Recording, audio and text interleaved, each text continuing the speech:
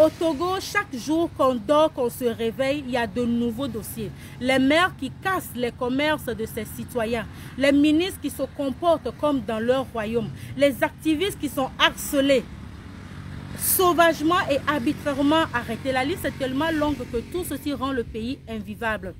En 2018, le syndicat des chefs d'État, abusivement appelé CEDEAO, a formulé une feuille de route dans laquelle il est recommandé une accélération du processus judiciaire de tous les prisonniers politiques. À l'heure où je suis en train de parler, les prisonniers politiques abondent toujours dans nos prisons et sont sans jugement. Dans la Déclaration universelle des droits de l'homme qu'a ratifié le Togo même, la torture et tous les actes qui vont avec sont d'une grave violation des droits de l'homme et est sévèrement condamnée. Mais aujourd'hui, et plus que jamais, les détenus politiques au Togo sont torturés. De telle enseigne que certains meurent sous la torture, d'autres s'en sortent avec des maladies incurables et des séquelles très graves. Je vous invite à lire les rapports des ODH du Togo. Je vous invite à jeter un coup d'œil dans le mémorandum qu'a sorti le comité des prisonniers politiques au Togo. Ce que j'ai lu m'a glacé le dos. Je ne peux pas lire une telle chose en tant qu'humain, en tant que citoyen et garder le silence, surtout en tant que femme.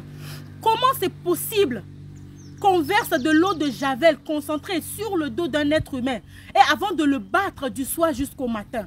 Comment c'est possible d'asperger de produits chimiques dans les yeux d'un être humain, le forcer à regarder le soleil pendant qu'on le verge? Comment c'est possible de bastonner un être humain à coups de machette? Comment c'est humain, c'est possible qu'on attache un être humain le bras le long du corps avant de le jeter dans une fosse sans eau, sans nourriture? Comment c'est possible qu'on enferme un être humain dans un endroit noir, le fouetter à chaque repas? Si, après avoir lu ces rapports, et que le peuple togolais garde encore le silence, c'est que nous sommes encore plus coupables et plus criminels que ceux qui posent ces actes de barbarie. Je nous invite à nous lever comme un seul peuple et à réclamer la libération de tous les détenus politiques. Je nous invite comme un seul peuple à faire appel à l'opinion nationale et internationale afin qu'ils jettent un regard sur ce qui se passe au Togo. Dénonçons ces actes de torture commis sur nos frères et sœurs qui sont en prison.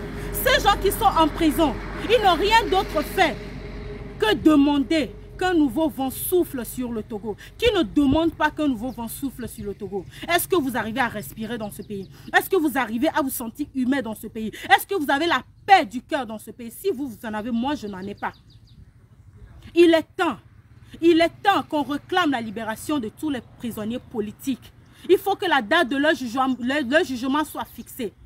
En tant que femme, en tant que citoyenne togolaise, je réclame la libération de Prince Fadel, de Leila et de tous les détenus politiques. Togolais, viens, bâtissons la cité. Togo debout, luttons sans défaillance, car actuellement, trop c'est trop.